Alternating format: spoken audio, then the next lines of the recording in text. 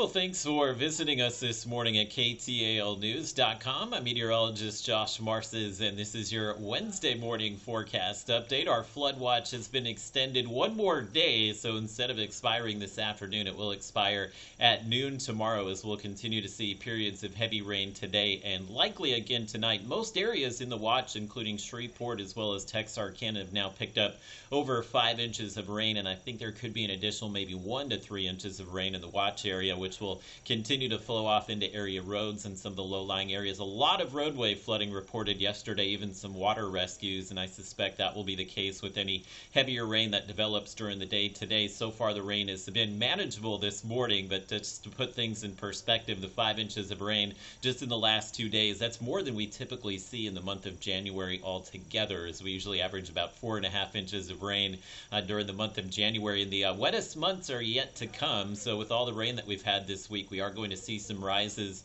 on the lakes and rivers as well, so we're losing some of that storage capacity. But the good news here is that most of next week is looking dry, and we should see this rain wrap up tomorrow morning, so we should see some dry time most of the day Thursday as well as Friday. So kind of taking a look at things this morning, again, just some lightly scattered showers out there, nothing particularly heavy about the rain that's ongoing early this morning, but there's a lot of standing water out there on the roads, and just kind of a difficult commute. Not only do we have the standing water out there, but we have some dense fog once again, especially through the I-30 corridor, and that's where we do have a dense fog advisory in effect through 9 a.m. Also includes Shreveport, so the same areas that saw the dense fog yesterday will likely see it again this morning, making that commute even slower. So give yourself a little extra time to get to where you're going today, as we'll likely see the rain pick back up once we're after sunrise. So again, this area of low pressure continues to move across the region here. We are on the warm side of the storm, so your temperatures in the 50s and 60s should be similar to yesterday afternoon's temperatures. So a cool day without the sunshine, but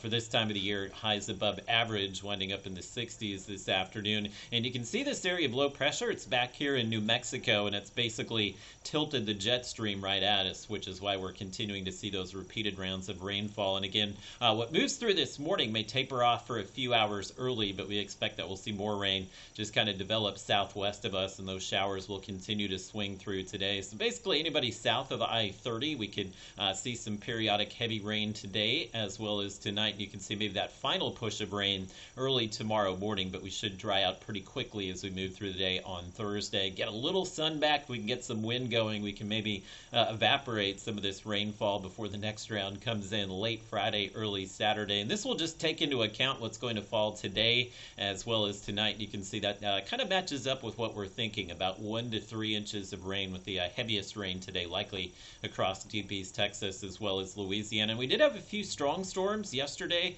down here towards Sabine and Natchitoches parishes, and again today we can't rule out maybe some wind or some hail with a few of the cells, but the more significant threat for severe weather is going to be down on the coast in southeast Louisiana. So again, flooding will be the main concern today through tonight, but we should see the rain wrap up tomorrow. We stay on the warm side through Friday. We do have that cold front coming in Friday night, which will dry us out over the weekend, so we could have just a slight chance of rain early Saturday morning. Weekend highs will fall back to average in the upper 50s and low 60s, and we'll be in the 60s much of next week. And great news about next week, it looks like we are going to be dry with plenty of sun out there, maybe Monday through next Friday.